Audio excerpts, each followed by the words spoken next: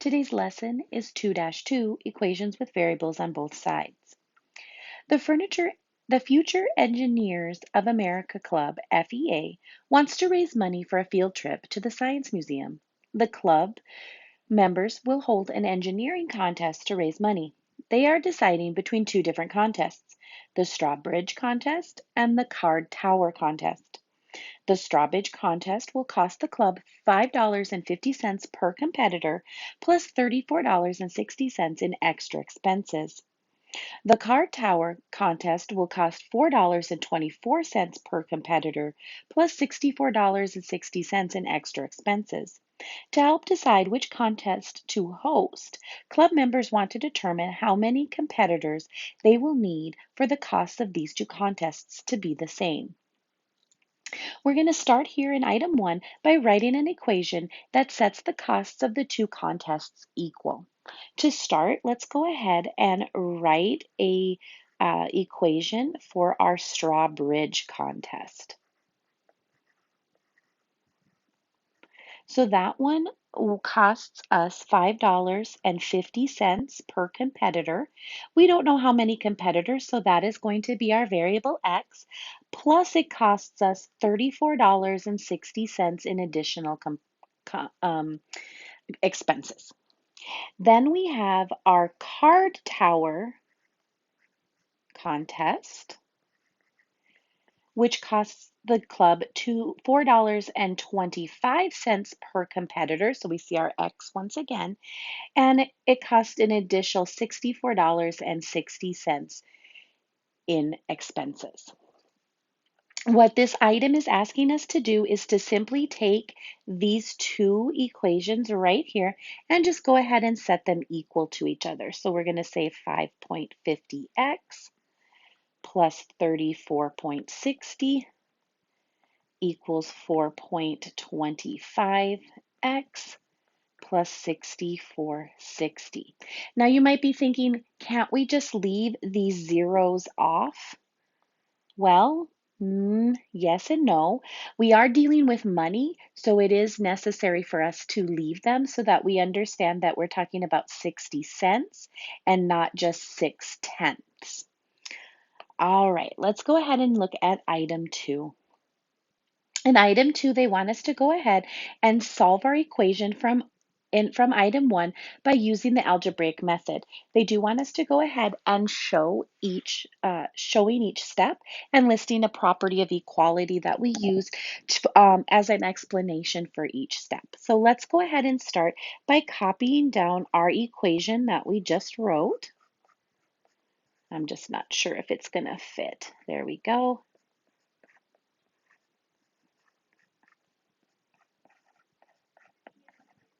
All right, perfect.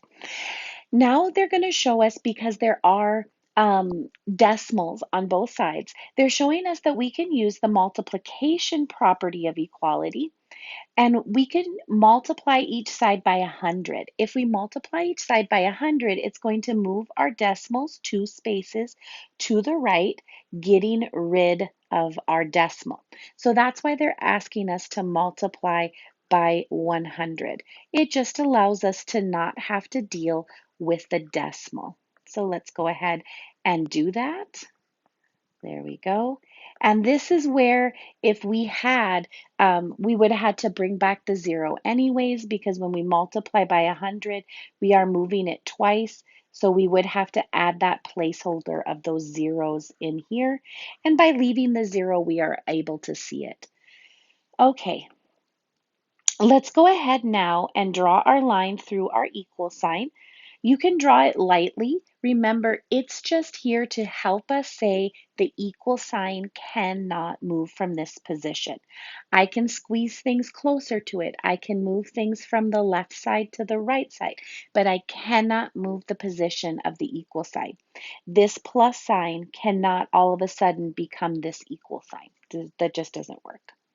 All right, let's go ahead and identify our x's. Notice this time I have 1 on each side. So I'm going to identify the smaller of the two, and I'm going to move it to the other side. If I look here on the left, I have 550x, and if I look here on the right, I have 425. Since 425 is smaller, I'm going to go ahead and move it to the other side. I want it to cancel, so I must do the opposite operation. Since it's positive 425, I'm going to subtract 425x. What I'm doing right here is, of course, the subtraction property of equality. So we're just going to go ahead and write subtraction property. And of course, it is the property of equality. It says I can subtract the same thing from both sides. That way it cancels out, and I can go ahead now and I can actually do my subtraction.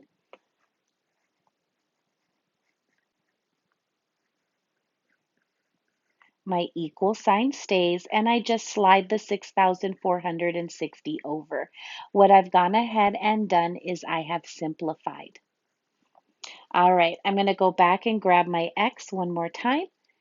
And I just have my two-step equation. So remember, we're doing PEMDAS backwards. So we're going to look for add or subtract, and we're going to get rid of them first. Then we're going to go ahead and we're going to get rid of multiply or divide. I see plus 3,460. So I'm going to go ahead and subtract 3,460 from both sides. This is the subtraction property. Once again, it just says that I can subtract the same thing from both sides without changing my value. Now I'm going to go ahead and I'm going to actually do my subtraction, which gives me 3,000. And I've gone ahead and what I've done is simplified. Once again, I've simplified. X one last time. Remember, when a number like 125 is sitting in front of a variable like the letter X, there is multiplication hiding between them. This is what I need to get rid of. So there's multiplication. The opposite of that would be to divide by 125 on both sides. This is the division property of equality.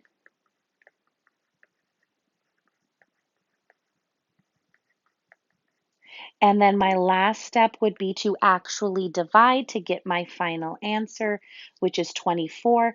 My answer is not answer or solution or reason or because. My answer would be simplify, because I've actually done that operation of dividing. All right. Item number 3 asks us to model with mathematics. We need to go ahead and interpret the meaning of the value of x in the context of the problem. What does that 24 mean? So we're going to go ahead and say x equals 24 represents, and then we've got to remember what the x stood for. Well, if you recall from item 1, X represented my competitors. So X represents the number of competitors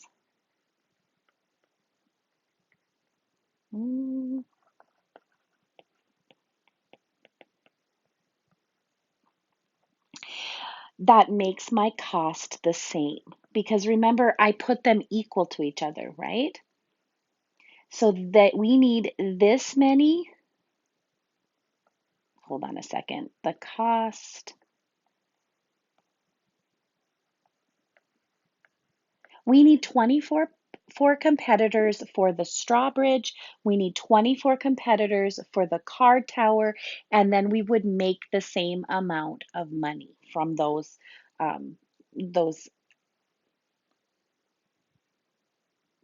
projects. All right. The FEA Club estimates they will have more than 30 competitors in their contest. Make a recommendation to the club explaining which contest would be the better choice and why. The first thing I'm going to do is I'm going to choose a number bigger than 30. And you could choose any number you want. I'm just going to go ahead and choose 35. Okay? It's more than 30, and I'm going to substitute it in for both of my equations. So I'm going to go ahead and start with my straw bridge. And I'm just going to go back to item 1, and I'm going to grab my equation, and I'm going to substitute in that 35 when I see x. Now I'm going to just go ahead and I'm going to place this into the calculator to get my answer of $227.10. So that's how much I would get for 35 competitors in the straw bitch. Now I'm going to go ahead and look at the card tower, and I'm going to do the same thing. I don't want to use a different number. I want to continue to use 35.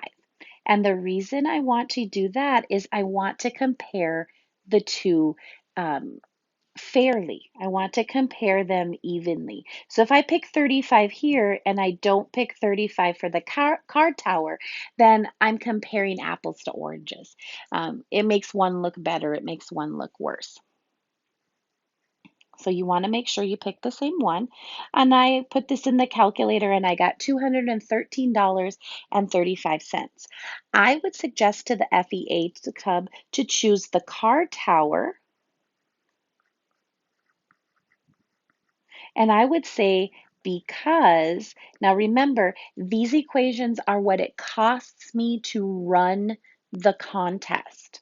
That's not the program, the contest. If I were going um, to recommend one for them, I would recommend the tower contest because it costs less. It's going to cost less for them to run this contest than to run the Strawbridge contest. All right. The FEA Club will charge each competitor $10 to enter the engineering contest. Write an expression for the club's revenue if X competitors enter the contest. All right. We just saw the word revenue right here. Remember, your revenue is the amount of money made from selling the product or service. So if I'm charging $10 per competitor, I'm going to get 10 times X, and that's going to be my equation. All right, 6. Let's write an expression to find the break-even point for the fundraiser using the contest you recommended to the FEA Club. All right, before we go ahead and do that, we need to talk about a break-even point. Oh, hold on. We needed to talk about profit. Remember, our profit is the earnings from the costs subtracted from our revenue. And our break even point occurs when the revenue is equal to the cost. So I'm going to go ahead, if my revenue, which is my 10x, is equal to my cost, which would be my original equation. There we go. Perfect. All right, let's go ahead and solve the equation in part A and state a property of equality or provide an explanation for each step. I'm going to go ahead and verbally do that. And then we need to know how many competitors does the club need to break even. So let's go ahead. And the first thing I would do is I would probably multiply by 100 once again on both sides because I am still seeing the decimals. We could work with the decimals, but it's just going to make it easier if we multiply both sides by 100 because then we would have whole numbers on both sides. So the first thing I'm going to do is I'm going to change it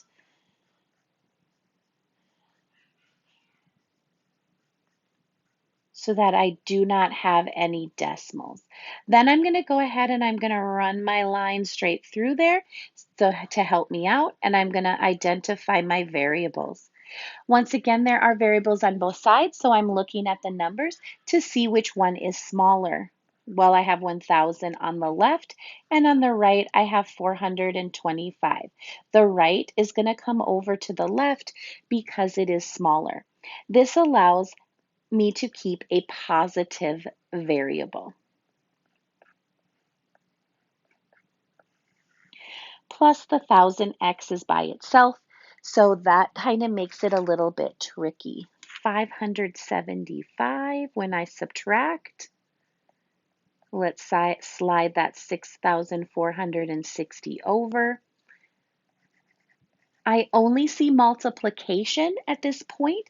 I've only seen multiplication. Remember in that step, I did use right here the subtraction property of equality. And in this step right here, I did go ahead and simplify. I'm now going to go ahead and do the division property of equality, because hiding between the 575 and the x is multiplication that I need to get rid of. Now, when I put this in the calculator, I do end up getting a decimal that I'm going to go ahead and round to about 11.23. Now, I have to remember that these are competitors. People cannot be decimals, okay? So there cannot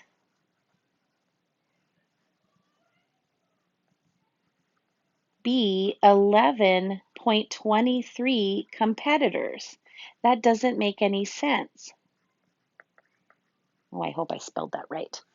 Anyways, there can't be this many competitors. So I'm going to go ahead and round up, because we're talking about 0.23 of a person. That's going to give us the need to have a little bit more than 11 people. So I'm going to go ahead and round up to 12 competitors. Okay, so I'm going to tell them you need to have 12 competitors to break even. How much profit will the FEA club earn from 32 competitors if they use the contest I recommend? How much will they earn? Well, remember, to earn, we need to have profit. To earn, we need to have profit. So the first thing we need to do is figure out their revenue. How much are they going to make from selling their tickets? Remember, they're selling them for $10. So I'm going to multiply the 32 competitors times 10, which would give them $320.